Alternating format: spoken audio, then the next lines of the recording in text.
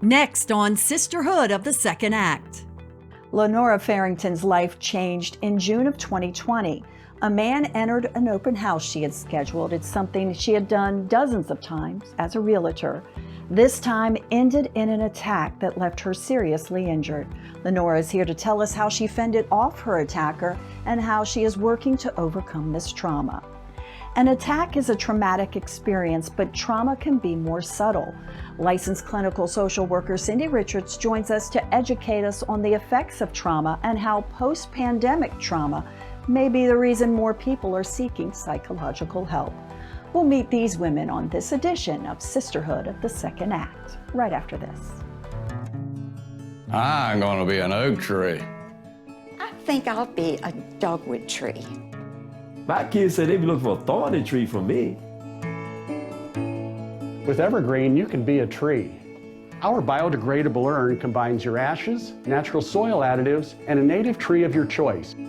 Be a tree and grow for tomorrow. I want to be a tree. Learn more at evergreenmemorialtrust.com. Looking for your first home or retirement home? Realtor Monica Nicely can help you find it. Whether you're moving in or out of the Roanoke region, call Monica 540-449-2019, 540-449-2019.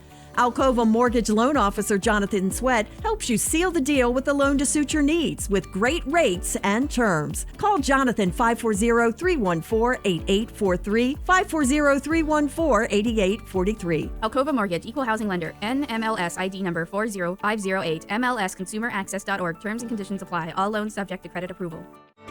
See where a grateful nation remembers its heroes, and where Thomas Jefferson came to relax. Where small town charm is just down the road from big outdoor adventures. Find peace and quiet, as well as the sounds of family fun. Destination Bedford is located where the Piedmont Plateau meets the Blue Ridge Mountains of Virginia. Where ordinary ends, Bedford begins. Now from the Fox Radio Roanoke studios, this is Sisterhood of the Second Act. Welcome to Sisterhood of the Second Act. I'm Denise Allen Membrano. Saturday, June 20th, 2020, Realtor Lenora Farrington went to one of her listings to have an open house, something she had done dozens of times. But this open house in the Mariners Landing subdivision in Bedford County would change her life. Lenora would have to use her skills as a black belt to save her own life from an attacker. She joins us today to talk about overcoming trauma. Lenora, thank you so much for being here today. Thank you for having me. Well, we really appreciate you coming and telling your story, but first of all, I wanted to start off, before we get into what happened that day, is why did you become a realtor? I love helping people. I love old houses. My background included marketing and work as a paralegal, and it just seemed a good fit, and it was. I've never been happier. Right, and then you go to work. Mm-hmm. You're feeling safe. So walk us through what happened that day. Did a lot of people come to the open house? I mean, was it normal? Did it seem normal? It was a fairly normal open house. Everything started the way it normally would. I didn't have a lot of traffic. I was doing a favor for a friend, so I didn't have a lot of time to advertise in advance. So I literally only had one couple and this gentleman who came in. Right, and I remember reading about it. He comes in, he signs his name and everything, you know, another smart criminal. Mm-hmm. So how was he when he walked through the house? He seemed perfectly normal to me. We had a good 30-45-minute conversation about a house. I walked him through upstairs, downstairs, the garage, the whole gamut. He seemed to really like the house. He loved the backyard, talked about his kids. It was a perfectly normal meeting to my eyes. Wow. And so he leaves. And how long did it take for him to come back? Not long. Another couple had come in, and so I started focusing on showing them around the house a little bit. He came up, excused himself, and left. That couple didn't stay long. It wasn't the house for them, so they were there for maybe 5 or 10 minutes. Less than that, actually, I'd say, and they left. And a beat after they left, he came back, said he'd left his phone in the basement, went down, came back up, and came and found me in the kitchen, and we talked a bit more. Wow. We are talking with Lenora Farrington about overcoming trauma, and you had this open house. This man came in, signed his information, you showed him around, and then he comes back. Did he have the weapon, the wrench, or with him when he came back? Yes, he had his wrench in the back pocket the whole time. So it was just sitting there. He explained that he was a mechanic and plumber, and my father's a mechanic, so he often had tools with him, especially if he was working on a personal project on a Saturday or Sunday. So I didn't think a lot of it. So him having, I didn't realize that he had the wrench with him the entire time. I thought he had gone out to get it. And so do you think that his intention all the time was to attack the realtor in the house? I can't really speak to what was in somebody else's mind at the time. I really don't know. So you talked, what happened? I mean, I don't want to say what set him off, but what happened? It was very sudden. He came and found me in the kitchen. Like I said, he pulled the wrench out of his back pocket and was just holding it, which being a black belt and having been assistant instructor of a women's self-defense class under my sensei at the time, I was just be aware of what people are doing and ask yourself why, and be aware of your instincts about it. And that kind of set my haunches up a little bit, like, why is he pulling it out now? So I took a couple of steps back, and I think he may have sensed that because he lunged for the kitchen sink, and opened the cupboards underneath it like he was looking at it from a plumber's perspective. But after a few minutes of looking at that, he came back and came to talk to me again with a wrench still in his hand. And there again, I'm like, did he just forget it was there? Why is it still in his hand? But we got to talking about the house again. And I turned and referenced a room behind me. And when I turned back, he just popped his arm up and swung across the side of my head. And that was where it began. And so how did you escape? Well, I defended myself as best I could. Eventually, I kicked the wrench out of his hand, and I got him talking. I asked him what he wanted. He started giving me instructions, and I knew from my own training not to be cooperative. So whatever he told me to do, I just refused to do. And I kept repeating, I'm not going to cooperate. There's nothing here for you. You might as well leave. You might as well just go. This isn't going to work. And I also knew to think about it from an attacker's perspective. They only have so long to get whatever it is they're looking for, because every minute that ticks by increases the risk to them that somebody's going to come in and catch them.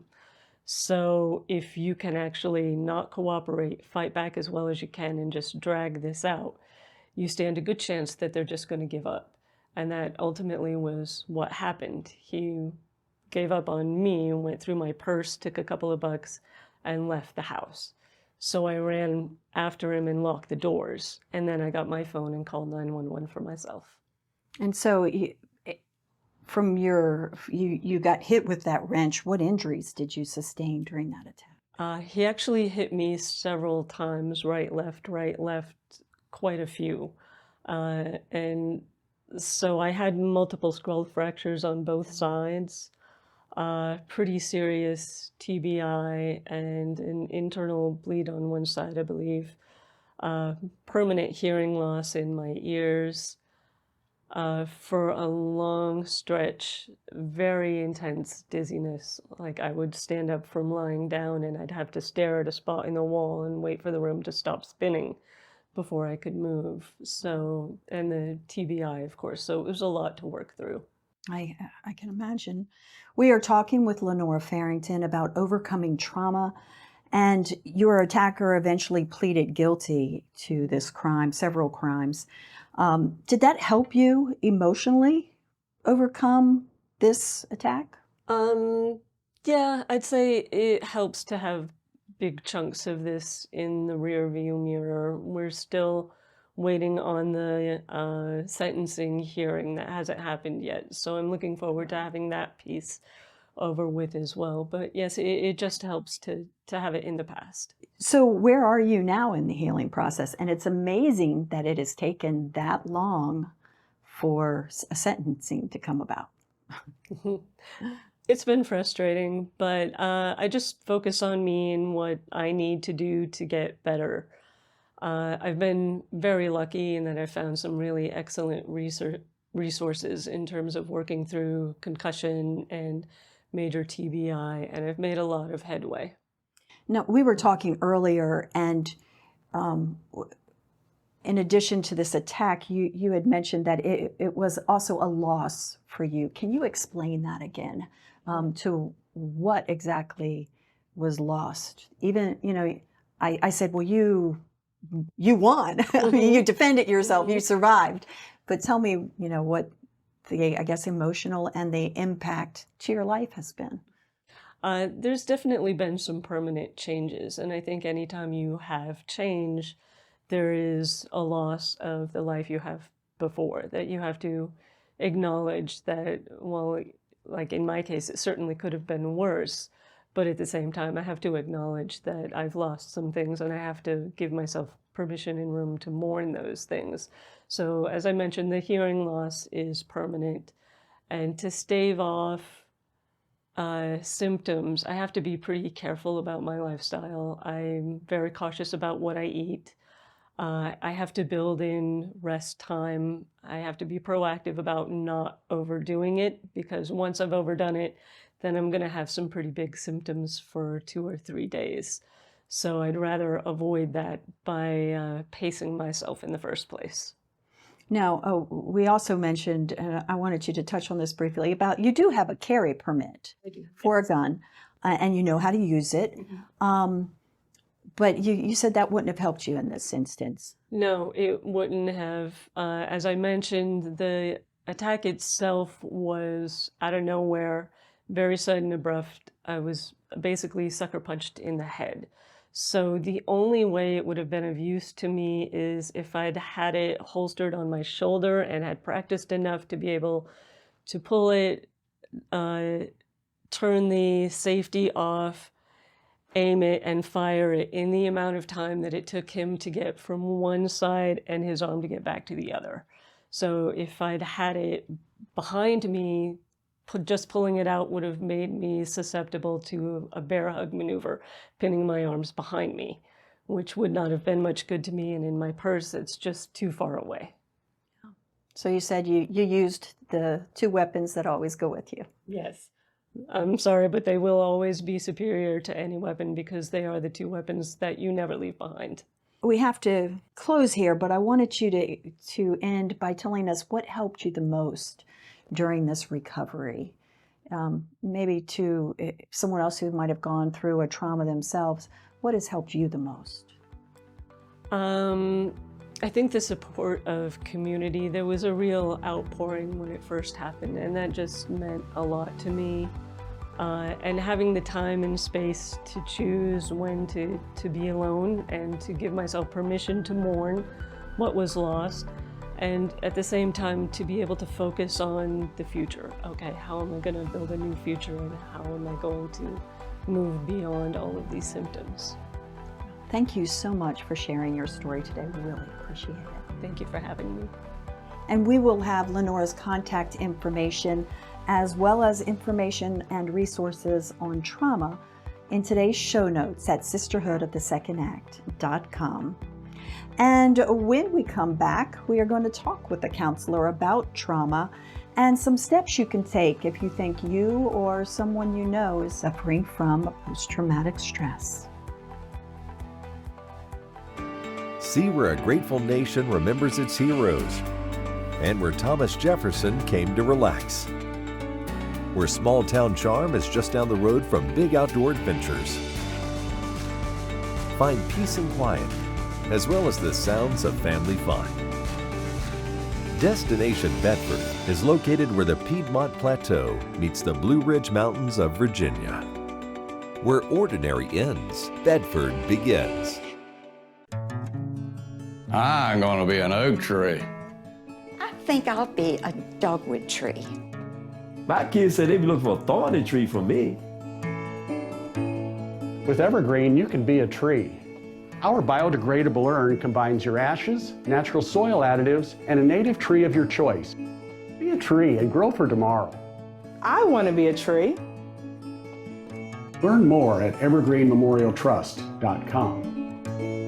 Looking for your first home or retirement home? Realtor Monica Nicely can help you find it. Whether you're moving in or out of the Roanoke region, call Monica 540-449-2019, 540-449-2019.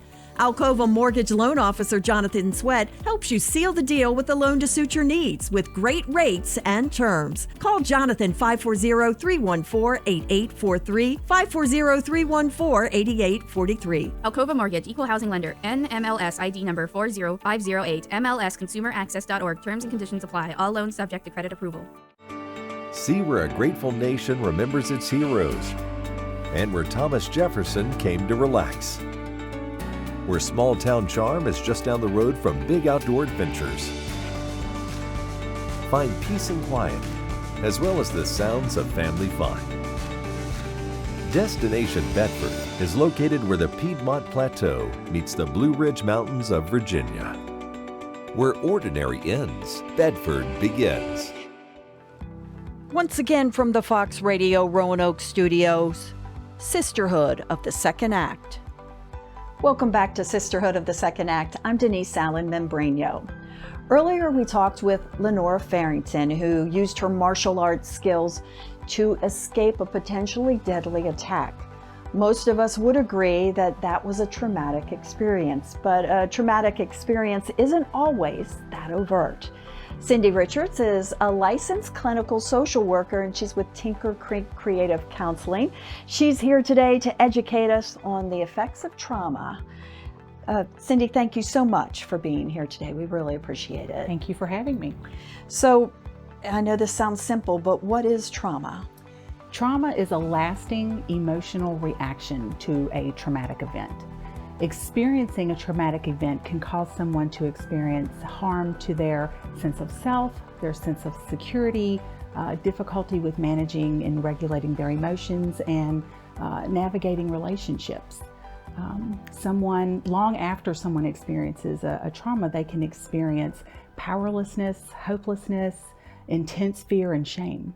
Wow. So are there different levels of trauma? I mean, as a clinician, do you classify levels?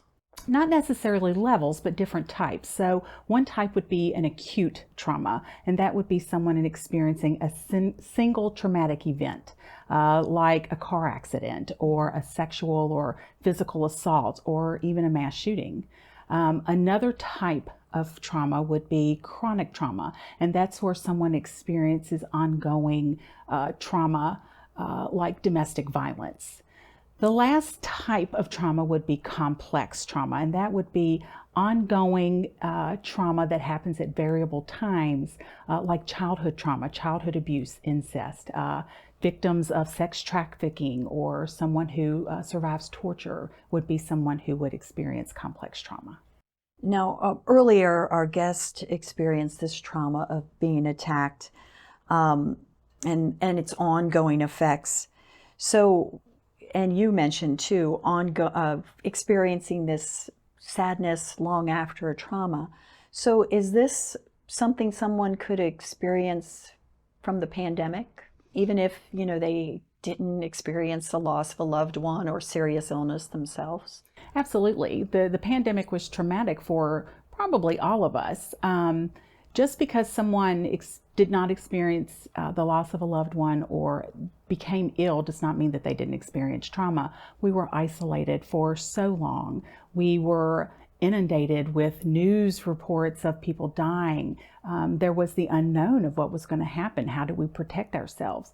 So yes, all of that could have been a traumatic experience for people. Wow. Now we are talking with licensed clinical social worker Cindy Richards about trauma.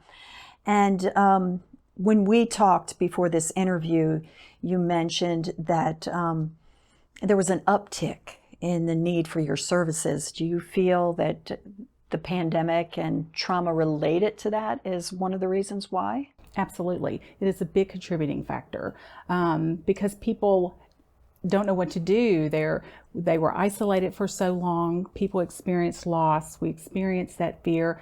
And then we had to turn right around and come right back into schools and into the workforce. We were anxious. We were scared. So I do believe that is a contributing factor for some of the uptick in the need for services that we're seeing. One of the things Lenora mentioned in the earlier interview in the show was grieving. She had lost her hearing because of this attack and you know, her sense of safety. And she said she had to realize that she had to grieve what she lost. Is that a part of trauma? It can certainly be a result of trauma. As I mentioned earlier, you know, that harm that comes to our sense of self, that sense of security, being able to manage our emotions and navigate relationships, you know, it changes us. And so, yes, we can absolutely grieve the loss of that and the loss of how our life was before the trauma. So absolutely, grieving could be a result of trauma. So we might be experiencing some trauma related from the pandemic, but is that PTSD, and how does PTSD fit into this picture? Because we all hear about PTSD. So PTSD, or post-traumatic stress disorder, is actually a psychiatric diagnosis. So some people who experience trauma may have a diagnosis of post-traumatic stress disorder at some time, but not all people who experience a trauma have a diagnosis of PTSD. Okay. How do you recognize if you're having PTSD? Well, I think if you notice any changes in your mood, if you start to have, you know, flashbacks or intrusive memories of the event, if you're having nightmares, if you notice that you're more irritable or that you're avoiding people or situations or, you know, certain events that, you know, might remind you of that event, that certainly, you know, would be some signs of, you know, trauma, not necessarily PTSD, but that would be reason for you to recognize that you might want to seek out talking to a counselor or to your physician, or even talking to a trusted person, so that you could let them know what you're experiencing and they could help you navigate and make that decision of what might be best for you to do. Because a clinician has to diagnose you as suffering from post-traumatic stress. Yes, as a diagnosis, either a physician or a licensed clinical social worker or a licensed professional counselor, someone who is licensed in the state of Virginia to be able to make a diagnosis, would be who would diagnose someone with PTSD. We are talking with Cindy Richards. She's a licensed clinical social worker with Tinker Creek Creative Counseling about trauma.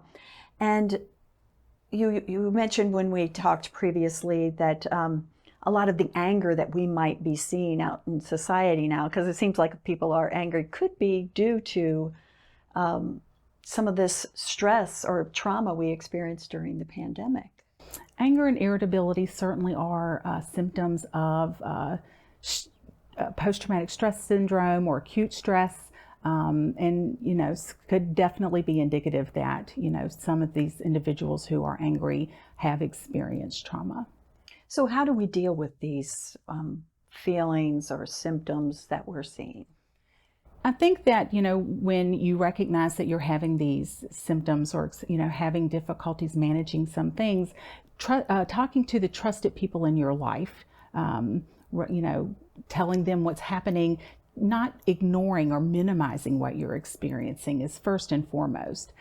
After that, I think, you know, seeking the guidance from your primary care physician, you know, talking to folks who may have had counseling before and getting recommendations for counselors and you know, exploring that and reaching out to individuals who are providing those services. So when someone seeks a mental health professional, what suggestions can you give them to choose? How should they choose the right one for them? Well, I think, you know, talking with people that you know who may have had counseling, if you know of a specific counselor, you know, looking at their reviews on Google, or there's a website, Psychology Today, where a lot of counselors have profiles, you know, reading those profiles, does that person seem like they would be a good fit for you? And then going and meeting that person and trusting your instincts. You know, if you first meet that person and they seem like, yes, this is someone I can trust and who understands me, continue to move forward with that. But if it's not feeling like it's a right fit, explore other options. There's nothing that says you have to continue to see that person if it doesn't feel right. Right. Trust your gut and it's not personal. Exactly. Exactly.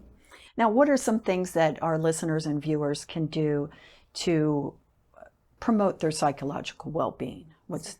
Absolutely. So engaging in good self-care. So a lot of times people think self-care is, you know, just going out with the girls or going to get a pedicure, but it's really a lot more than that. Those things are a part of self-care, you know, engaging in enjoyable activities, but making sure that you're taking time to relax, making sure that you're engaging in mindfulness activities, making sure that you're maintaining a good work-life balance, making sure you're eating well, making sure that you're sleeping, making sure that you are connected with people that you trust and who are supportive of you. Those are all some really good things to start with our psychological care. Because all of that gives you the strength to carry on when things do get tough. Absolutely. I like to tell my clients we're a lot like our cell phones in that when our cell phone battery is at 10%, it doesn't work well. Well, when we're at 10%, we don't function well either. We're more irritable, we have our little patience, and it's difficult to manage some of life's stressors. So if we're doing things to charge our battery, we're going to have more those internal resources to be able to manage those things more. More resilience. Yes. Thank you so much, Cindy, for being here today. We really appreciate it. Thank you for having me. And we will have Cindy's contact information in today's show notes at sisterhoodofthe2ndact.com. And we'll be back to wrap up the show right after this.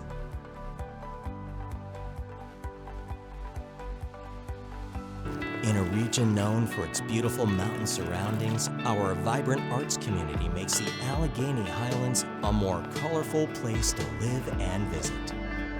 Our passion for the arts is endless, and it's uniquely Allegheny.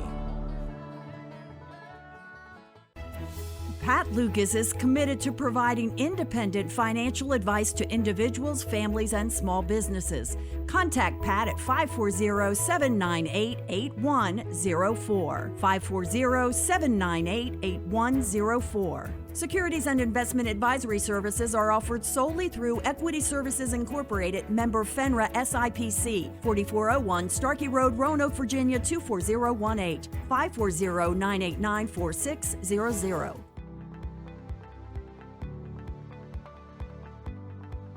I would like to thank Lenora Farrington and Cindy Richards for joining us today.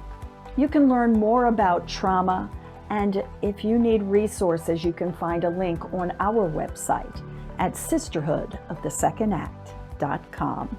I'm Denise Allen Membrano. We'll see you next week for another edition of Sisterhood of the Second Act.